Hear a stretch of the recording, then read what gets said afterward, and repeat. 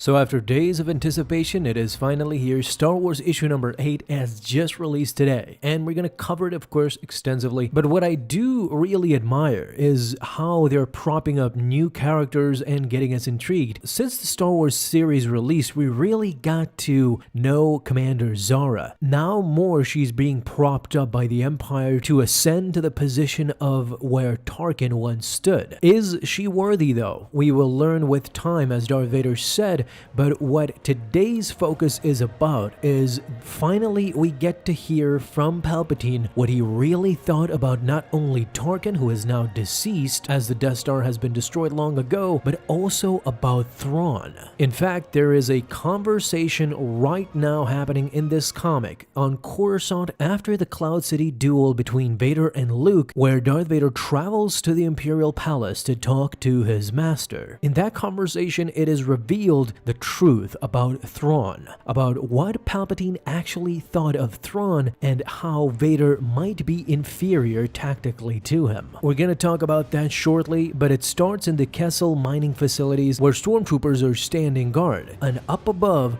Commander Zara is just overlooking the entire operation. An Imperial at that time walks in, tells Commander Zara that they have an incoming transition for her. Sarcastically, Commander Zara tells him that who would call the likes of her? Is it Emperor Palpatine himself giving her a medal? No, but it was close according to the lieutenant. It is Darth Vader. This made Zara jump out of her seat. She ordered the lieutenant to prepare her uniform at once. Vader, who had some time ago been introduced by Tarkin to Commander Zara, knew exactly who she was. She was Elian Zara. She worked closely with Governor Tarkin before he unfortunately perished on the Death Star. Vader knew how fondly he spoke of her on occasion, and Vader knew that Tarkin had given her instructions on Tarkin's methods, strategies, and tactics. Zara agreed with Vader. Tarkin was once a great teacher, a great mentor to her. Tarkin had molded her into what she became today. And that's when Darth Vader was puzzled. He noticed a note in her file indicating that she was to be given non-essential duties until further notice. You see, in a previous mission, Zara had failed Tarkin. Tarkin did not take this lightly. In fact, he wanted to punish her so severely that he downgraded her position, and this left Zara disappointed but hungry for more in order to prove herself to Tarkin. But unfortunately, after his death, she now had no opportunity to have a chance of redeeming herself in Tarkin's eyes. Yes, Vader recognized the tactics of Tarkin. In fact, that sounded exactly like him. He once taught him something as well, on a world called Chandler's Folly. Vader found Tarkin's lessons on that planet to be instructive. Now, what Vader is specifically talking about here is issue number 18 of the Darth Vader 2018 comics, where Vader and Tarkin make a pact for Vader to have his sole weapon and by himself, and Tarkin together with a group of Imperials to hunt him down. Tarkin got the upper hand in the end, but Vader did not give up so easily, and it was basically concluded to be a draw. And that's what Vader is inferring to here. But he continues with Zara. He says she will have her opportunity for redemption if she denies the rebels. Vader was placing her in charge of the efforts to hunt down the remnants of the rebel fleet,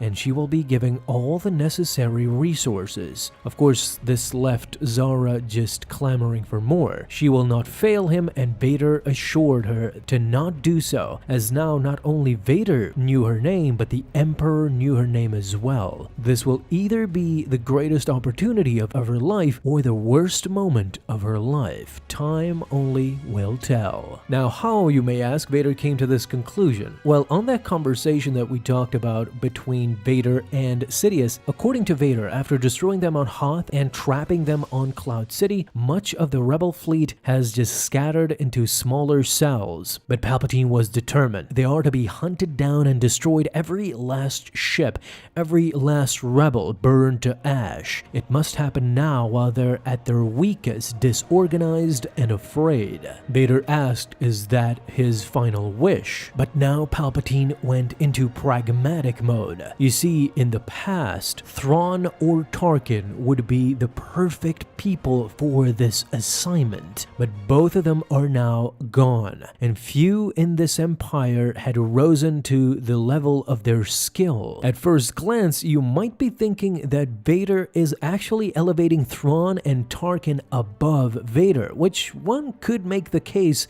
tactfully, not how mighty and powerful they are, that is of course Vader, but as far as military tactics, this revelation by Palpatine was something to behold really, that Thrawn and Tarkin would have been his first choice, but what he says afterwards kinda negates this, so he goes on to say, "I do not like delaying your search for the son of Anakin Skywalker, Lord Vader, but perhaps you must be the one to hunt down the remaining rebels." Is Sidious kind of mocking Vader here, trying to ease in the blow by telling him that he would have chosen Thrawn or Tarkin, but since they're gone, Vader needs to take charge. However, he is busy with pursuing Luke Skywalker. But in a surprising turn of events, Vader, the emotional wreck, does not get offended by this, or does not seem to be bothered in the slightest, or do not seem to be bothered as he simply tells Palpatine, "No, there is another," referring to Commander Zara, of course, as he gives her the assignment to hunt down the rebels while Vader pursues Luke Skywalker, his son. You see, both Palpatine and Vader at that time were focused a lot on finding Luke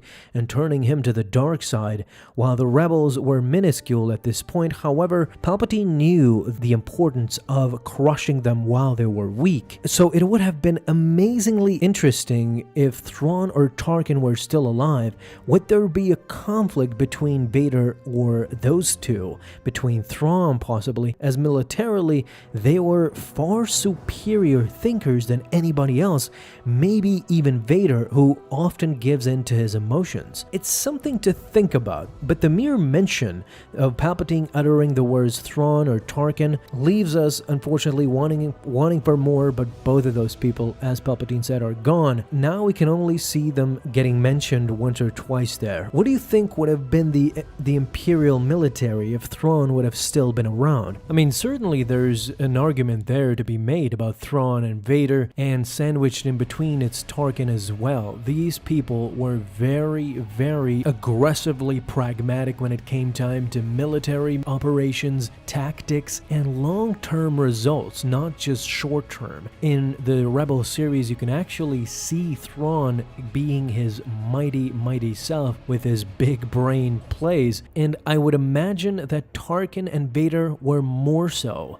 Vader, we know he's a brutish weapon, but Tarkin as well. You know that Tarkin has that mind in and of itself, although it failed him not only saving the Death Star, but saving his life as well, unfortunately. Talk to me down below in the comments. I would love to know what you guys think. Thank you guys so much for watching this video, and if you enjoyed, leave a thumbs up down below, subscribe for dailies.